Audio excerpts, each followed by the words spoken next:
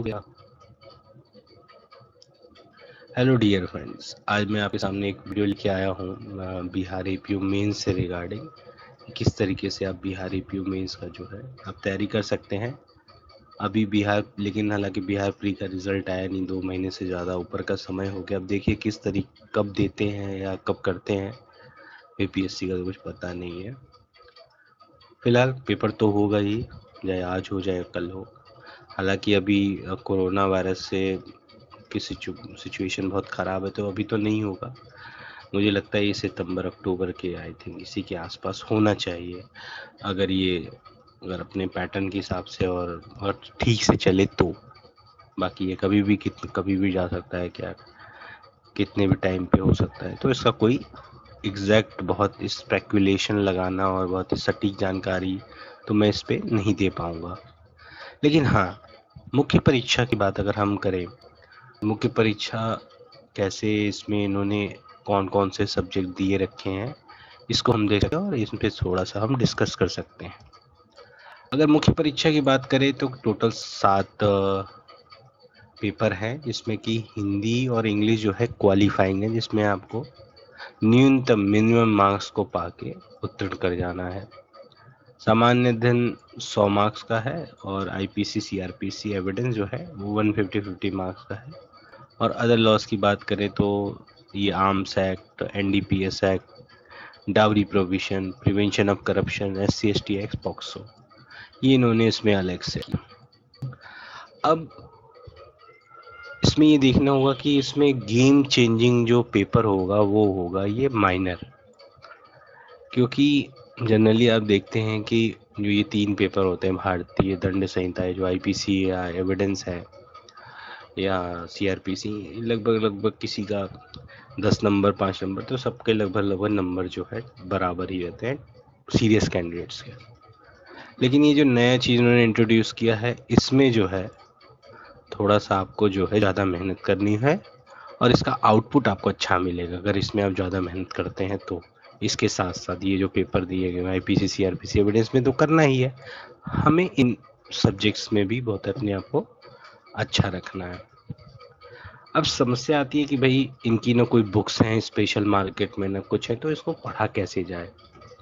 तो पढ़ने के लिए आप पहले सपोज करिए कि आपने डावरी प्रोहिबिशन एक्ट उठाया, तो डावरी प्रोहिबिशन एक्ट को 1 से 2 बार आप पढ़ जाइए।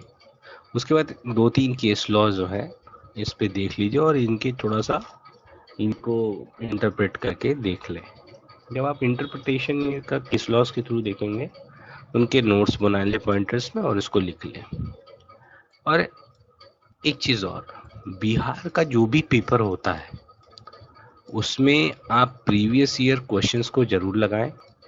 प्रीवियस ईयर क्वेश्चंस में जैसे कि आपके जो झारखंड एपीयू का भी एग्ज़ाम मेंस का हुआ था, 2 एग्ज़ाम हुए मेरे ख्याल से, और 2013 या 9 में ऐसे कुछ हुआ था, तो उनके पेपर देख लें। इसमें कुछ सब्जेक्ट जो है माइनर एक्ट के सेम है, जैसे कि ये प्रिवेंशन ऑफ करप्शन और ये जो आर्म्स वगैरह एक्ट है, तो इसमें किस तरीके से क्वेश्चन पूछे जाते हैं वो देख लें। क्योंकि मैंने वही बिहार जुडिशरी का एग्ज़ाम हुआ था, तो उस पेपर में मैंने देखा कि 2-3 क्वेश्चंस उन्होंने बिहार एपीओ के पेपर से पूछ रखा है।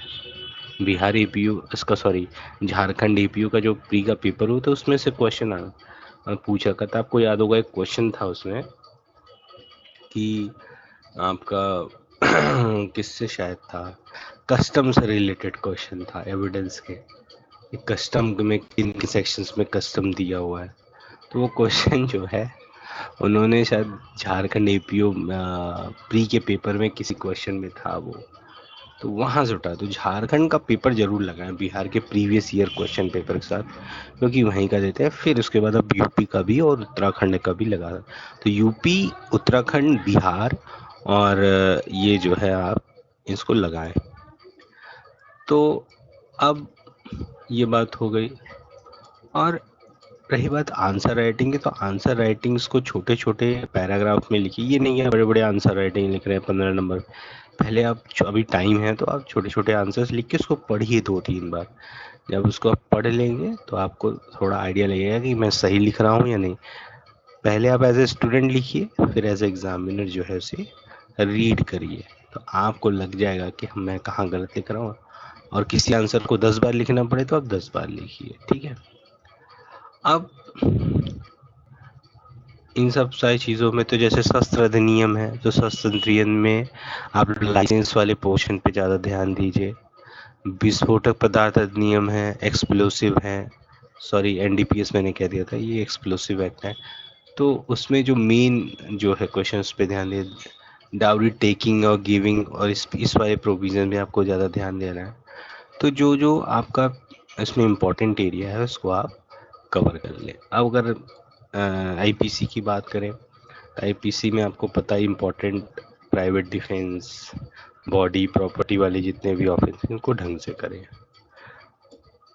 आपको इसमें चूकना नहीं है। पहले तो ये बहुत एक यूपी पीसीएस की तरह इसकी पोस्ट आई है, 600 आई थी।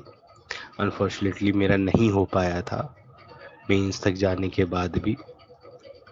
तो इस मौके को हाथ से ना गंवाएं और खूब अच्छे से तैयारी करें, और आपके पास अभी टाइम है, तो अच्छे से करने के बाद आप अपनी जगह एक सीट तो कम से कम आप अपने लिए इसमें माने कि एक सीट मेरी है और मेरा होगा। देखिए मानने से ही होता है, अगर आपने कह लिया हाँ मेरा होके ही रहेगा, तो आप ये समझिए आप आपका सिलेक्शन होना है। अगर आप ठीक है देख लेते हैं कर लेंगे हो जाएगा, तो इससे नहीं होगा। ये मेरा पर्सनल एक्सपीरियंस है इन सब चीज़ों को। तो ठीक है, आप इस तरीके से तैयारी करें, और पहले जो आपको सब्जेक्ट्स आते हैं उन पे कमांड बना लें।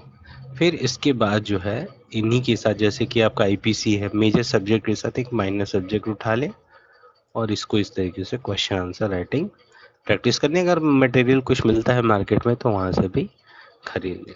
मैं अपनी बात यहीं समाप्त करूँगा, और आप लोग अच्छे से पढ़ें और कोरोना के समय अपना ध्यान रखें, स्वस्थ रहें और घर में रहें।